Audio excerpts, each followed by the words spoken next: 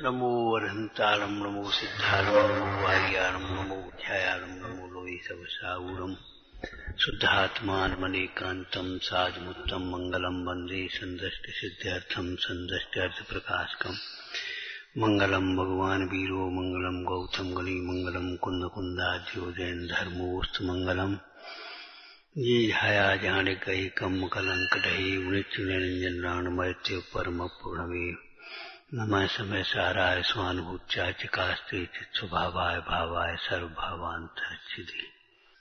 पुण्य पाप के संबंध में एक बात और समझ लेना चाहिए। एक तो होता है पुण्य का उदय और पाप का उदय, और एक होता है पुण्य पाप का परिणाम। तो पुण्य के पाप के उदय को तो जीव ही जानता है, पाप के परिणाम को ही नहीं जानता।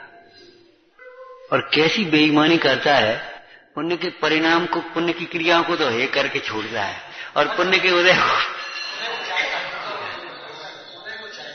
समझ में आया। पुण्य के परिणाम को तो पूजा पूजा पाठ दर्शन ये सब हे, इनमें क्या है, उनको तो हे जान करके ऐसे कर देता है। और पुण्य के उदय की सामग्री धन वैभव पद प्रतिष्ठा भोग संयोग, अरे ये तो अच्छे, ये तो बहुत बढ़िया, ये तो बहुत बढ़िया। अरे रे प्रभु, जब हे की चर्चा है तो पाप के परिणाम को भी हे समझना चाहिए। पाप के उदय को हे तो अब क्या करें, वो तो समझते ही लोग, भैया बड़े पाप का उदय क्या करें, कोई भोगना नहीं चाहता, मजबूरी में भोगता है पाप के उदय। लेकिन पाप के परिणाम को हे नहीं जानता। पाप का परिणाम हे है, और हे ही नहीं, प्रवचन सार जी में कहा अत्यंत हेयम। पाप का उदय बाधक नहीं है आत्मा आराधना में, लेकिन पाप का परिणाम महाबाधक। अब पाप के परिणाम की जब चर्चा चले तो क्या क्या समझना चाहिए, बोलो। सबसे बड़ा पाप है ग्रहित मिथ्यात्व। जो टोटमल जी ने सप्तव्यसन से भी बड़ा पाप ग्रहित मिथ्यात्व को कहा, तो वहां ग्रहित मिथ्यात्व समझ लेना चाहिए। उसके हेतु में प्रवचन सार जी में एक चर्चा कही है। जब विषय कषाय पाप हैं, दुख के कारण हैं, तो विषय कषाय का पोषण करने, जहां पोषण होता है विषयाधिक पोषक अप्रशस्त, तब फिर वे कैसे उपादेय हो सकती है। विषय कषाय में लीन जीव निस्तारक कैसे हो सकते हैं। तो पंडित टोटरमल जी ने कहा, जिनको सम्यक्त की अभिलाषा है उन्हें बाधक कारणों को पहले दूर कर लेना चाहिए, विघ्न बाधाओं को दूर करना चाहिए। और मोक्ष मार्ग में सहायक कौन है, कौन सहायक होगा हमारा, कि वीतरागी देवसास गुरु। तो इन वीतरागी देवसास गुरु के प्रति अनन्य श्रद्धा, ये सम्यक दर्शन का पहला सोपान है, पहली सीढ़ी है। जैसे बोलो, उस दिन की लाइन बोलो, जैसे सम्यक दर्शन मोक्ष मार्ग की पहली सीढ़ी है, ऐसे ही देवसास गुरु की श्रद्धा भक्ति सम्यक दर्शन की पहली सीढ़ी। और नहीं तो किसके बताए तत्व का श्रद्धान करेगा, कैसा श्रद्धान करेगा, क्या करेगा, भेद ज्ञान काय का करेगा। अच्छा, पाप का उदय बाधक नहीं है। क्यों नहीं है? कि पाप के उदय से अनेक संयोग सामग्री मिलती है, उपसर्ग होते हैं, महामंडाजों के भी होते, तो कोई बाधा नहीं। लेकिन पाप का परिणाम बाधक है, ध्यान रखना। पाप का परिणाम तो आपको यहां तक नहीं आने देगा। अब वो तो प्रासंगिक चर्चा है, कई लोगों को व्यंतरिक बाधा हो जाती, उनसे कहे मंदिर चलो, भीतर नहीं जाते, भीतर नहीं जाते, मतलब तीव्र कषाय में भीतर नहीं जा सकते, बाधक कारण। तो ग्रहित मिथ्यात्व सबसे बड़ा पाप, महापाप। पंडित जी ने एक चर्चा और की है, पाप और महापाप। तो मिथ्यात्व, अन्याय और कुशील, ये महापाप है। मिथ्यात्व, अन्याय और कुशील, ये महापाप है। मिथ्यात्व की चर्चा तो सम्यक जैन दर्शन में ही है, लेकिन कुशील और अन्याय को तो दुनिया के सब लोग पाप कहेंगे। कोई ऐसा नहीं है जो उसको ये कहेगा कि ये ठीक है। आज भी लोगों को आक्रोश है उसके प्रति, कुशील के प्रति। अब वो पाश्चात्य संस्कृति की एक उल्टी व्यवस्था हो गई तो वो धीरे धीरे ग्लानि मिट गई, वो अलग बात है। बाद बाकी कुशील को महापाप, अन्याय को महापाप कहते। और जैन दर्शन में गृहीत मिथ्यात को महापाप। गृहीत मिथ्यात के बाद दूसरा नंबर आता है अगृहीत मिथ्यात को, पापों में क्रम से छोड़ने की बात है। गृहीत मिथ्यात के छूटे बिना अगृहीत मिथ्यात उसी प्रकार से नहीं छूटेगा जिस प्रकार ये अपन जो प्लास्टर है ना, इस प्लास्टर को नहीं हटा, ये पत्थर नहीं हटा और दीवार तोड़ो, कैसे तोड़ेगा? पहले ऊपर की ये तब वो दीवार टूट पाएगी। ऐसे गृहीत मिथ्यात का अभाव होगा तब अगृहीत मिथ्यात छूट पाएगा, क्योंकि यहां दरवाजा सही मिलेगा, उपदेश मिलेगा। जैसे लौकिक में किसी बीमार को इलाज कराने के लिए ले जाएं, वो कदाचित किसी नीम हकीम के पास पहुंच जाए या लालची स्वार्थी वैद्य के पास पहुंच जाए, बस समझ लो गए काम। अब भाई तुम सोचोगे ये इलाज है और वे सोचेंगे कि ये आ गया चुंगल में फंसा, चलो इसको।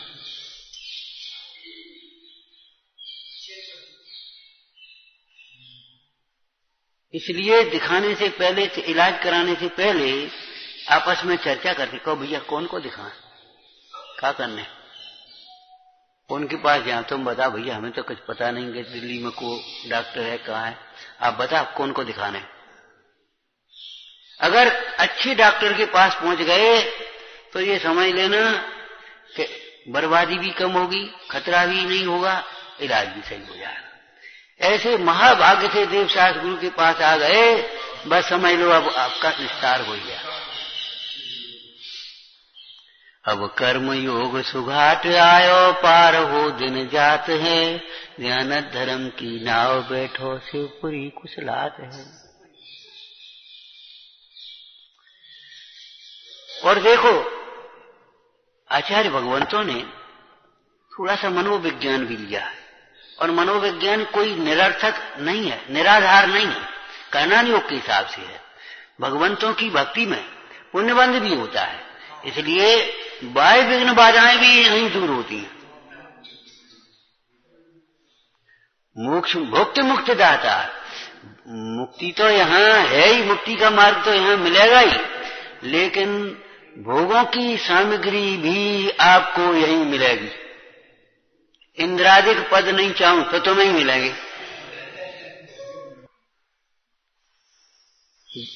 नहीं चाहने पर भी मिलते हैं। किस प्रकार? दृष्टांत बोलो। जैसे खेती में भूसा नहीं चाहने पर भी भूसा होता ही है, गेहूं के साथ गेहूं का भूसा है, चने के साथ चने की भूसी है, अरहर के साथ अरहर की भूसी।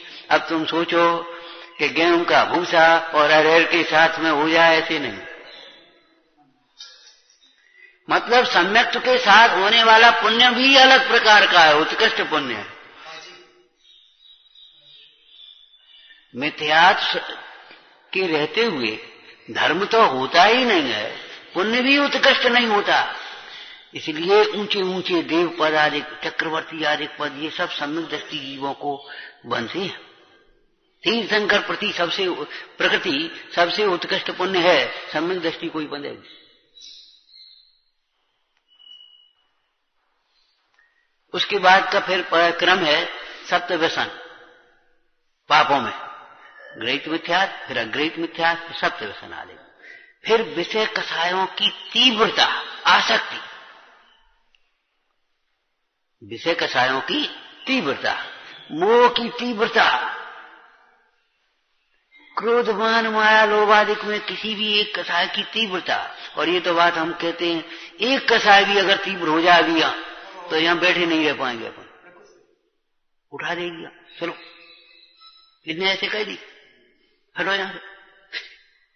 अरे कह दी होगी, कौन ने कहा कही तो नहीं कहा, कुछ भी तो नहीं, और अपने उदय का खत्म हो गई बात। अगर अरे यहां तो बहुत गर्मी है, चलो ठंड बहुत है, रहने चलो, एक भी विषय की तीव्रता हो जाए एक भी कसाय की तीव्रता हो जाए तो देवशास्त्र गुरु से भी दूर हो जाता है। देवशास्त्र गुरु के सानिध्य में आने पर कसायों की मंदता होती है। फिर ऐसा प्रमादचर्या, प्रमाद तीव्र कसाय, ये महापाप है। टोटरमल जी ने क्या कहा? पाप ही नहीं, महापाप काप का कारण है। कोई लाइन बोलो 8वें अधिकार में। प्रमाद से सुख माने वहां पाप ही होता है। मतलब आराम से पड़े हैं। अरे पाप कर रहा है, पूजा कर जल्दी जा करके, पड़े हैं। और ठंड बहुत है ना, ताप रहे हैं, क्या करता है? जल्दी कर। खाली आदमियों को ठंड लगती है, काम में लग जा, ठंड फंड खाएगी ठंड है। प्रमाद से सुख माने वहां पाप ही होता है।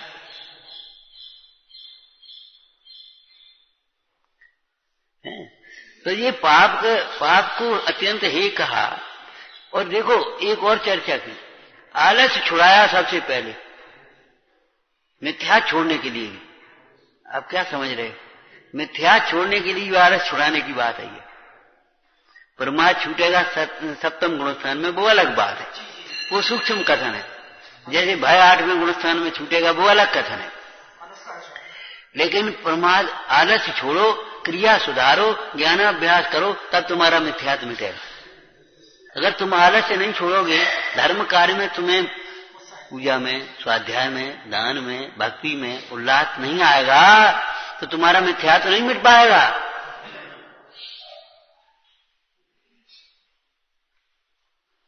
क्योंकि मिथ्यात्व के लिए, मिथ्यात्व के नाश के लिए, मिथ्यात्व तो है ही, मिथ्यात्व के नाश के लिए देवशास्त्र गुरु की पहचान भी चाहिए।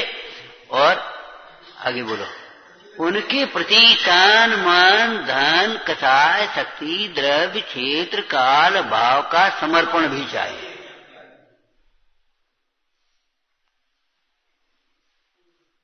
उसके प्रति तान मान धन कथा शक्ति द्रव्य क्षेत्र काल भाव का समर्पण भी चाहिए। भक्ति भक्ति करते हो, नवदा भक्ति होती है। मुंडाज की वो नवदा भक्ति वो अलग है। प्रतिगाहन, हाँ प्रतिगाहन, गाहन आप ग्रंथ में बोल देते हैं, प्रतिग्रहण हिंदी में। वो चासन, पूजा, पाद प्रक्षालन, पूजा, अर्घ चढ़ाते, फिर मन शुद्धि, वचन शुद्धि, काय शुद्धि, आहार जल शुद्धि, ऐसे करते ना। तो वो नवदा भक्ति अलग है। और ये नवदा भक्ति तुम्हारी इसमें समय सार नाटक में सामान्य रूप से नवदा भक्ति कही। उनके गुणों का चिंतन, वंदन, स्तवन आया है, आया ना, नंदन वंदन सुतकरण है। तो ये इस प्रकार का मतलब ये है कि भक्ति का मतलब ये थोड़ी है अपने टाइम टेबल से अपना काम कर लिया सो टाइम भक्ति हो गई। रूढ़ी की क्रिया नहीं है भक्ति, एक आयोजन रूढ़ी की क्रिया नहीं है। भक्ति हृदय में वर्तने वाला निरंतर का परिणाम है। कहीं भी हो भक्ति उसके हृदय में वर्तती है। देव साहब सम्यक दृष्टि को भगवंतों के प्रति कहीं भी हो, कुछ भी कर रहा हो, भगवंतों के प्रति भक्ति बरत रही। जब वो मंदिर में भक्ति करेगा वो अलग बात है। जैसे व्यापारी दुकान पर बैठ करके व्यापार करे, वो तो कर ही रहा है, लेकिन वो रोटी खा रहा है और कोई की बात ख्याल आ गई, हेलो भैया वो जा रहा वंदना के लिए और एक ढेर कई कावा लौट के आएंगे, ये रख देना। माने उसका व्यापार हर समय भी चल रहा है और दुकान पर बैठे हुए विशेष रूप से चल रहा है। ऐसे धार्मिक क्रियाओं को करते हुए भी ज्ञानी जीव की धर्म परिणति चल रही है और धार्मिक क्रियाएं नहीं करते हुए भी वेद ज्ञान चल रहा है और शुद्ध परिणति चल रही है। तो पाप का परिणाम माने अत्यंत ही है। तो पाप के परिणाम का ये अर्थ लेना चाहिए। और पाप के उदय से डरो मत, डरने की जरूरत नहीं पाप के उदय से। क्यों भाई, पूर्व में कर्म बंधे हैं तो अब कर्म उदय में आ रहे हैं, अब क्या करें, तो उनकी निर्जरा करो। हमने क्या किससे कहा था? हाँ तुमसे कहा ना भैया, क्या करें तो पाप का परिणाम हो गया और ऐसा हो। अरे तो निर्जरा करो ना सब करके, निर्जय करने की भी शक्ति है तुम्हारे अंदर में। 6 खंड का वैभव इकट्ठा करने की शक्ति भी है, तो क्या अंतर्मुहूर्त में छोड़ने की भी शक्ति है। कैसी बात है करके। और इकट्ठा तो हजारों वर्षों में हुआ है, और छोड़ा तो ऐसे छोड़ा और ऐसे देखा नहीं उधर। ज्ञानियों की दशा आपने पढ़ी है। ज्ञानी घर गृहस्थी में भी रहते हैं तो कमल नाल से बंधे हुए हाथी के समान हैं। कमल नाल तो जानते हैं, कमल के भीतर जो हल्का सा धागा होता है उसको कमल नाल बोलते हैं। अब कमल नाल को गांठ बांध करके एक रस्सी सी बनाई और हाथी को बांध दिया। अब बंधा है, अरे क्या बांधो, पांव उठाए वो टूट गया। तुम सोचते ही रहोगे और बे ऐसे छोड़ के चल देंगे। कोई दृष्टांत बता पुराण का। एक दिन, हाँ बजबाऊ का तो है, एक दिन धन्य कुमार की जो स्त्री रानी थी वो उदास थी। सुभद्रा, क्यों भाई? कि मेरा भाई अब वो बैराग का अभ्यास कर रहा है, दीक्षा लेकर के जाएगा। बोले अभ्यास कर रहा है, दीक्षा लेकर के जाएगा? क्या अभ्यास कर रहा है? दीक्षा लेने के लिए कोई सोच समझ ज्यादा जरूरत थी, अभ्यास की बात है। हो कहना सरल है। तो वो गया, हम जा रहे उसके पास, तो गए, क्यों भैया अभ्यास कर रहे हो? कितने दिन में अभ्यास करोगे, क्या करोगे? मैं बैराग होता तो क्या अभ्यास करने बताओ, और तुम्हें हुआ हो नहीं हुआ हो, हम तो ये चले।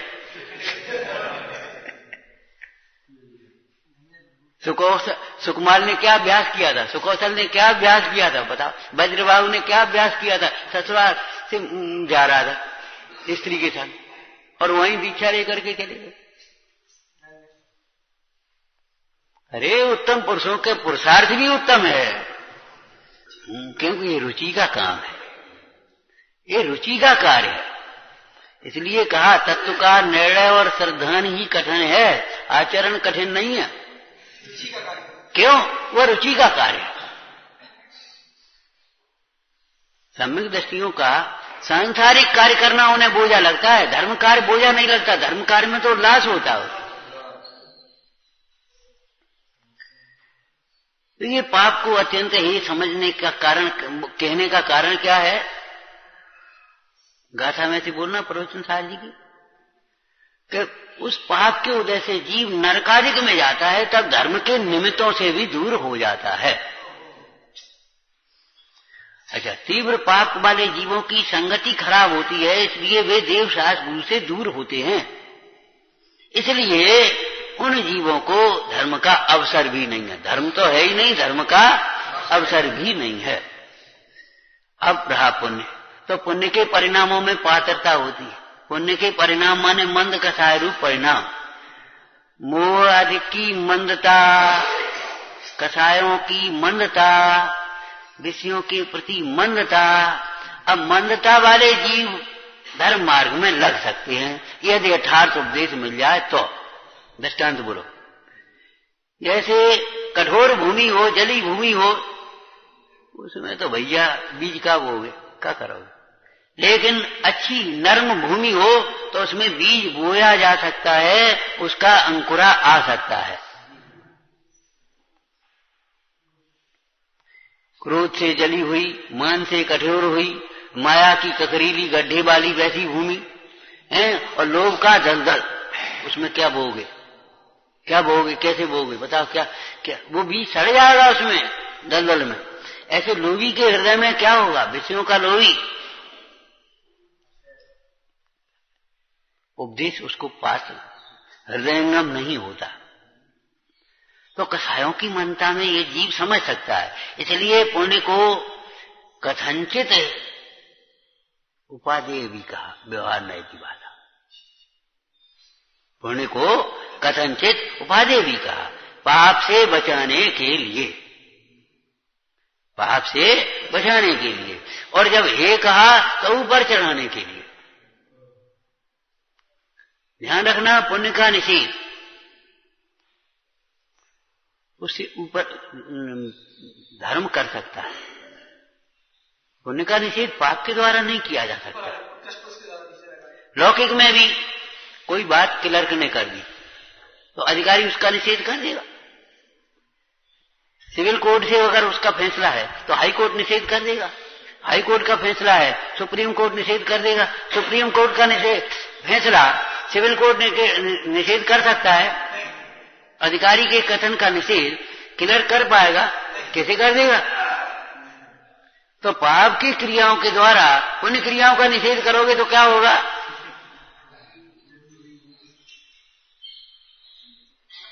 पाप के परिणाम से पुण्य परिणाम का निषेध करने जाओगे तो आपका पतन होगा, सजा के पात्र होगे, तीव्र बंद होगा। आपको ठंड में कपड़ा बदले अपन तो परे हैं, पाप होगा, महापाप होगा, पूजा का अवसर नहीं मिलेगा, स्वाध्याय का अवसर नहीं मिलेगा। अब अपन नहीं कर रहे, अपन को नहीं देने तो दान का अवसर नहीं मिलेगा। हाँ, तपस्चरण नहीं करोगे तो तपस्चरण का अवसर नहीं मिलेगा। ध्यान रखना, बहुत पुण्य के उदय से और बहुत विशुद्ध परिणामों से धर्म कार्यों का अवसर मिलता है, अवसर मिलता है। एक लाइन कहीं पढ़ी अवसर किया, बोलो। बाह्य त्याग से अवसर मिलता है, अंतरंग त्याग से शांति मिलती है। जिनको बाह्य त्याग भी नहीं है तो अवसर ही नहीं है, और अंतरंग का त्याग नहीं है तो फिर शांतता नहीं है। बाह्य त्याग करके भी आपके चित्त में जब तक अंतरंग का त्याग माने मोह राग द्वेष का त्याग नहीं है तब तक शांतता नहीं होती। तो पाप में और पुण्य में दो भेद कर लेना, एक पाप उदय और एक पाप परिणाम। इसी को कर्णन योग की भाषा में द्रव्य पाप और भाव पाप भी कहते हैं। जैसे भावाश्रव द्रव्य आश्रव होते हैं ना, ऐसे भाव पाप और पुण्य पाप, भाव पुण्य और द्रव्य पुण्य। अब पुण्य के उदय में भी ऐसे ही समझना कि पुण्य के उदय में दया दान भक्ति आदि की सब स्थूल पुण्य, स्थूल पुण्य। उसके बाद ये स्वाध्याय उससे ज्यादा बड़ा पुण्य, और उसके बाद तत्व चिंतन सामायिक और बड़ा पुण्य है। वेद विज्ञान अंतर का बहुत बड़ा पुण्य है, और शुद्धात्म स्वरूप का जो चिंतन है वह महापुण्य है। इसके बाद पुण्य की काम नहीं है, उसके बाद पुण्य का काम नहीं है, फिर तो धर्म है। शुद्धात्म चिंतन करते हुए जब चिंतन छूट जाता है, निर्विकल्प अनुभूति आ जाती है, उसका नाम धर्म है। अब सीधी नहीं आ सकती कभी, कोई जीव पाप से सीधा धर्म में नहीं पहुंचेगा। ध्यान रखना, कोई भी जीव पाप से सीधा धर्म में नहीं पहुंच सकता। और पाप छोड़ा और पुण्य करते करते वहीं अटक जाए तो धर्म में नहीं पहुंच सकता। वो तो सीधी बात है। एक गाड़ी आपकी है, वो आपकी महंगाव अमाइन चलती है, अब वो ग्वालियर के दिन में पहुंचेगी? अरे उसका परमिट ही वहीं तक है, उस गाड़ी का परमिट ही वहां तक है, अब वो आगे कभी जाएगी नहीं। महंगाओं में महंगाओं में महंगाओं में महंगाओं में रोज जाएगी 3 चक्कर करेगी, लेकिन बस उतने में। लेकिन ग्वालियर की परमिट वाला की गाड़ी महंगाओं जाएगी और 10-15 मिनट रुकी और दिल्ली की गाड़ी ग्वालियर जाएगी, लेकिन ग्वालियर एक वही 10-15 मिनट 20 मिनट घंटा रुकी और फिर दिल्ली गई। तो ऐसे ही धर्म का लक्ष्य जीवन में हुआ तो पुण्य में अटकेगा नहीं, रुका 10-5 मिनट रुका और चले आ गए। और अगर धर्म का लक्ष्य नहीं है तो बस आए, अपनी पूजा करी, स्वाध्याय किया, माला फेरी, अन्न दिया, बस अपनी चलो भैया भोजन कर ले, भोजन कर ले, चलो आयोगवास कर ले, और बस इतना करते करते दिन भर पूरे हो गए, जिंदगी पूरी हो गई। इससे आगे बढ़ने की कोई बात ही नहीं आई।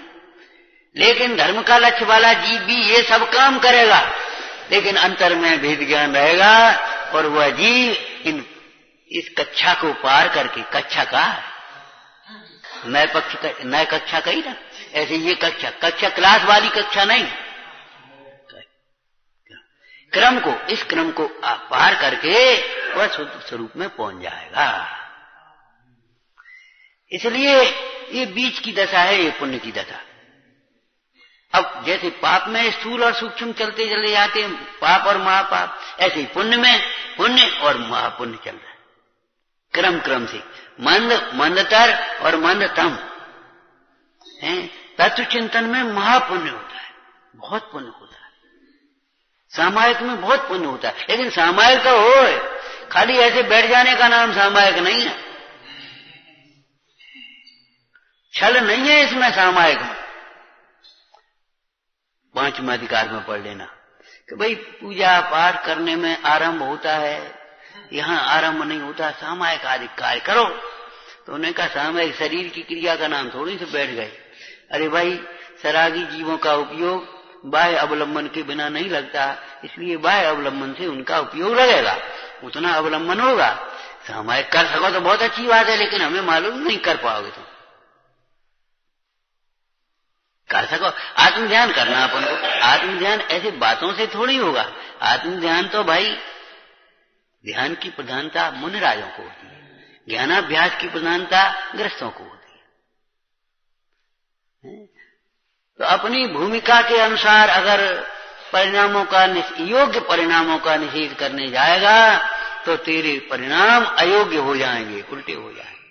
ध्यान रखना, भूमिका में, जिस भूमिका में जो प्रकार का प्रशस्त परिणाम है वह प्रशस्त परिणाम भी होगा, और अपने आप होगा ऐसा भी नहीं, प्रयत्न पूर्वक भी करना पड़ेगा। कभी मन नहीं लग रहा, अरे तुम बैठो तो थोड़ी देर में मन लगने लगेगा। जैसे भोजन, आप मन इच्छा नहीं है, अरे नहीं बैठ ले लो, और खाए में बैठ गए तो खा लिया। ऐसे ही यहां कार्य को समझ लेना चाहिए। सबसे बड़ा पाप है सिद्ध समान न जाने आपा, ताको तो ही लगत है पापा। महापाप है, अपने को ही नहीं जानते, ये महापाप है। अपने को पहचानो, अपने को पहचानो भाई। है? इस मोह के अभाव होने पर रागादि कषायों की मंदता वास्तव में मंदता होती है, राग द्वेष की। और मोह के अभाव के बिना भी मंदता होती तो है, लेकिन अभी मंदता फिर तीव्रता हो जाती है। और अगर मंदता होने पर भी बीज नहीं बोए खेत में तो घास फूस होगी। ऐसे ही अगर मंदता के परिणामों में यह तत्व अभ्यास नहीं किया, वेद ज्ञान नहीं किया, तो उत्कृष्ट पुण्य होगा, स्वर्ग आदि में गया और फिर वहां विषय की सामग्री मिली, फिर रम गए तो फिर वहां के वहां चले गए। साथ चाहे यो परिवर्तन पूरे करे। बहुत सुंदर अवसर मिला है अपन को, महाभाग्य से हैं। अरे भाग्य तो ठीक है, अब इसको अपने परिणाम और पुरुषार्थ से सार्थक करना चाहिए, सफल कर लेना चाहिए। ओम नमः।